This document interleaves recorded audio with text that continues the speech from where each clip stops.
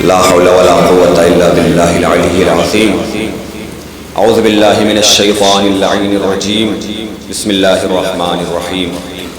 الحمد لله رب العالمين والصلاة والسلام على سيدنا ونبينا أبي القاسم محمد وعلى آله الطيبين الطاهرين المعصومين المظلومين ولعنة الله على أعدائهم أجمعين. أما بعد فقد قال الإمام الحسين عليه السلام: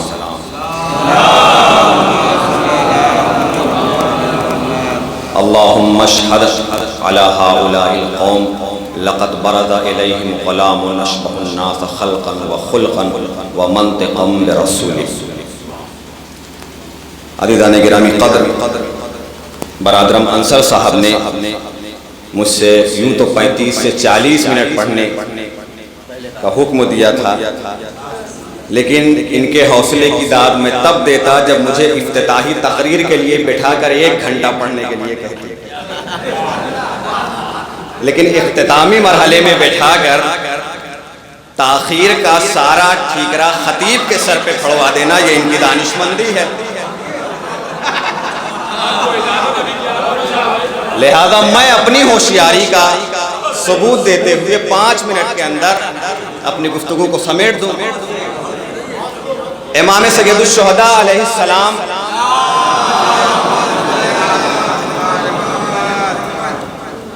جس قول کو میں نے سرنامہ سخن کے طور پہ تلاوت کیا ہے، مقاتل کی تمام کتابوں میں الفاظ کی مغایرت کے ساتھ موجود ہے،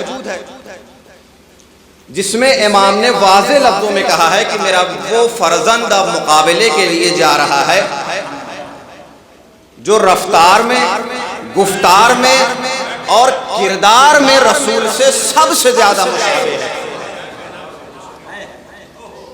حضرت علی اکبر کی کمال خصوصیت یہ نہیں ہے کہ وہ شبیہ رسول ہے. شبیہ رسول ہونا حضرت علی اکبر کو پوری کائنات میں اور خاندان بنو ہاشم میں ایک تبرک کی حیثیت ضرور دیتا ہے، لیکن کمال ذات علی اکبر یہ ہے کہ وہ رسالت سے سب سے زیادہ مشابہ کردار میں ہے.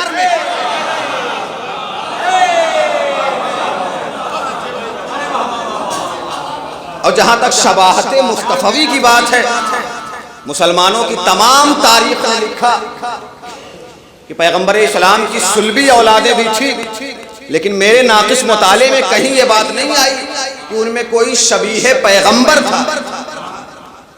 تمام مسلمانوں نے، بہت بڑے محدث ہیں جنہوں نے اپنی کتاب میں لکھا کہ امام حسن اور امام حسین علیہ السلام مل کر شبیہ رسول ہوتے تھے. امام حسن سر سے لے کر سینے تک رسول اللہ کی شبیہ، امام حسین سینے سے لے کر پاؤں تک رسول اللہ کی شبیہ. جب میں یہ بات پڑھتا ہوں ایک جملہ بے ساختہ زبان پہ آتا ہے کہ اللہ نے جس نواسے کے ذریعے صلح کا کام لیا اس کے ہاتھوں کو پیغمبر سے مشابہ کیا، اور جس نواسے سے قیام کا کام لیا اس کے پیروں کو رسول سے مشابہ کر دیا. لہذا حضرات حسنین علیہم السلام یہ مل کر شبیہ رسول تھے، لیکن ذات علی اکبر کو یہ شرف اللہ نے دیا کہ بلا شرکت غیر شبیہ محمد بنایا. بلا شرکت غیر جو شبیہ رسول ہے وہ ذات ہے حضرت علی اکبر علیہ السلام کی. بر صغیر کی جو مشہور روایات مجالس میں، مقاتل میں ذکر کی جاتی ہیں، اس کے مطابق 43 ہجری میں شہزادے کی ولادت ہوئی. کنیت جو علماء نے کتابوں میں لکھی ابو الحسن، اچھا وہ اختلافات جو یہاں پہ ابھر کے آتے ہیں ان سب سے قطع نظر اہل بیت کے گھرانے کا قاعدہ یہ ہے کہ جہاں نام دیا جاتا ہے وہی کنیت دی جاتی ہے. اب حضرت عباس کی کنیت ہے ابو الفضل، شہزادے کی کنیت ہے ابو الحسن. بعض علماء نے حضرت عباس کی کنیت کے حوالے سے لکھا کہ یہ کنیت سے کہیں زیادہ لقب کی خصوصیت کی حامل ہے.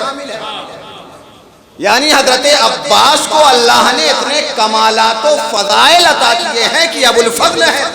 یہیں سے یہ بات سمجھ میں آتی ہے کہ شہزادے کی کنیت ابو الحسن کیوں قرار پائی، اس لیے کہ تمام حسن سمٹ کر ذات علی اکبر میں جمع ہو گیا تو ابو الحسن۔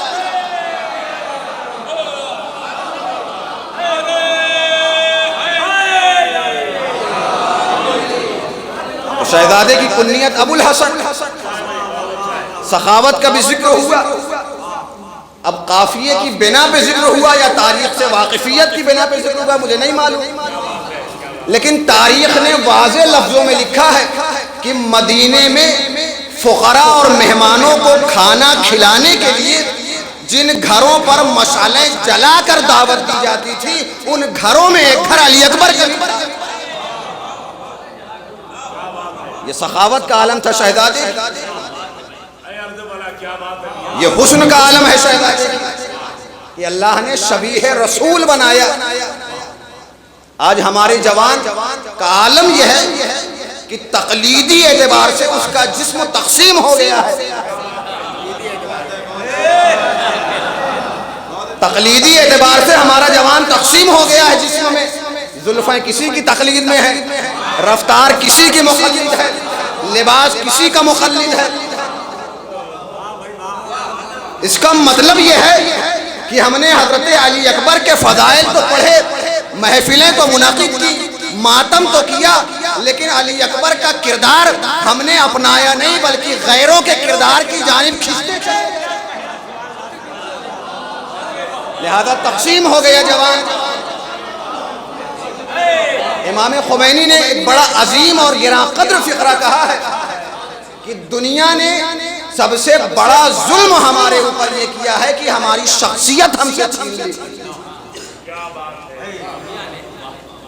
اللہ نے جس آغوش میں اپنی امانت دی ہے جسے ہم اولاد کہتے ہیں، اللہ نے معصوم دی ہے، گناہ سے پاک دی تھی۔ گویا یہ خدا کا ایک چیلنج تھا کہ اولاد معصوم دے رہا ہوں، کون ہے جو میری بارگاہ تک معصوم پلٹا دے؟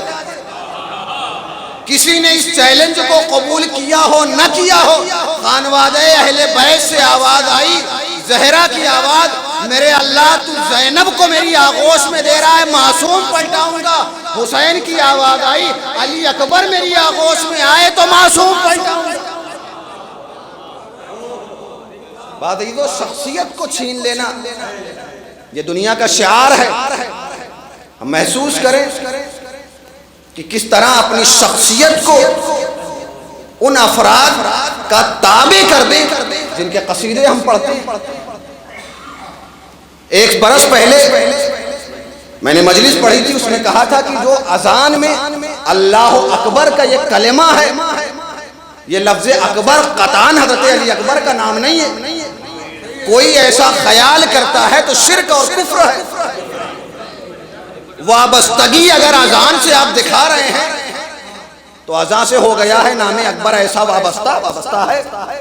برادرم اکبر اعجاز صاحب نے بہت بہترین اور خوبصورت مصرع کہا، انہوں نے ولایت سے جوڑ کے کہا کہ خوشبو ہے حضرت علی اکبر کی اس ولایت کے کلمے میں بھی، لیکن لفظ اللہ اکبر میں اکبر کہنا یہ حضرت علی اکبر کا قطعاً نام نہیں ہے۔ میں نے مثال دی تھی کہ ایک حکیم جس کے یہاں ایک اونٹ آ گیا اور اس کی گردن میں خربوزہ پھنسا ہوا تھا، حکیم نے ہتھوڑا لے کر دھیرے دھیرے مارنا شروع کیا اور وہ خربوزہ ٹوٹ کر اس کے شکم میں چلا گیا اور اس کا گلا پہلے کی کیفیت پہ آ گیا۔ شاگرد جو دیکھ رہا تھا، جب اس کے سامنے کسی اور زمانے میں مریض آیا جس کا گلا سوجا ہوا تھا، اس نے اسی عمل کو دہرانا شروع کیا، نتیجے میں ہتھوڑے پڑتے گئے اور وہ مریض جاں بحق ہو گیا۔ بس یہی معاملہ شعراء کے ساتھ ہوا، قدیم اساتذہ نے کیسے باندھا ہمیں اس کی سمجھ نہیں آ سکی، ہم نے کہا اللہ کے بعد اکبر یہ نام علی اکبر ہے۔ جب تقلید کریں تو تقلید میں بھی ہوش کے ناخن لیں، تقلید کو اندھی تقلید نہ بنا دیں۔ لہذا شہزادے کی ولادت باسعادت کی مبارکباد میں آپ سب کو پیش کر رہا ہوں۔ ایصال ثواب کے لیے مصائب کی بھی گزارش کی گئی تھی، اور اتفاق سے میرے لیے آسانی یہ ہے کہ شب ولادت جو عام طور سے 11 شعبان ہے وہ آج ہے نہیں، لہذا مجھے مصائب پڑھنے میں کوئی عار نہیں ہے۔ تو حضرت علی اکبر سن 43 ہجری میں جب مدینے میں ولادت باسعادت آپ کی ہوئی، ہر کوئی مبارکباد دینے کے لیے آیا، اس لیے کہ حسین کی دعاؤں کا نتیجہ تھے اکبر۔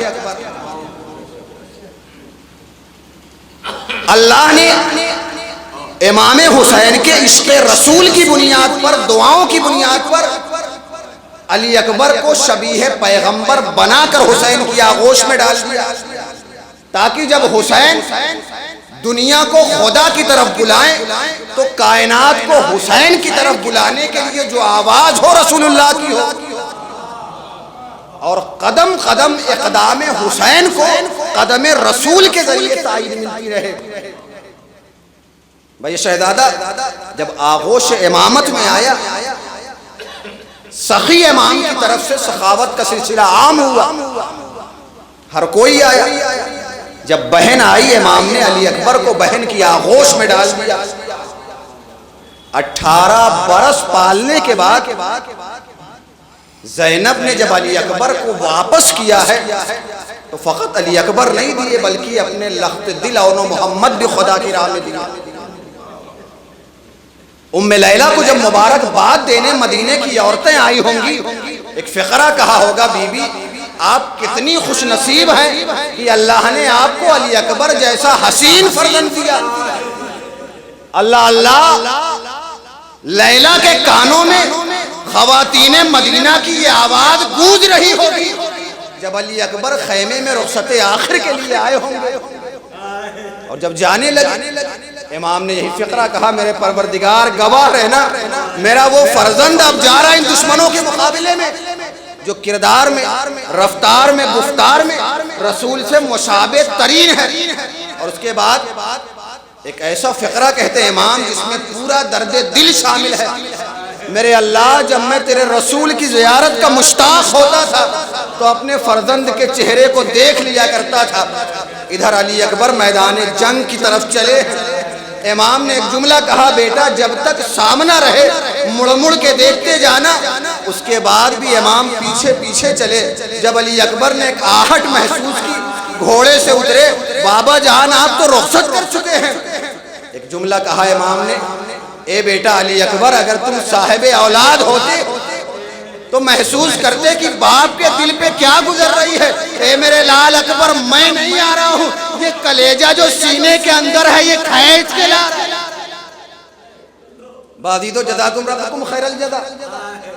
ادھر علی اکبر میدان میں آئے، جہاد کیا، زخموں سے چور چور، سینے میں نیزہ بھی پیوست ہوا۔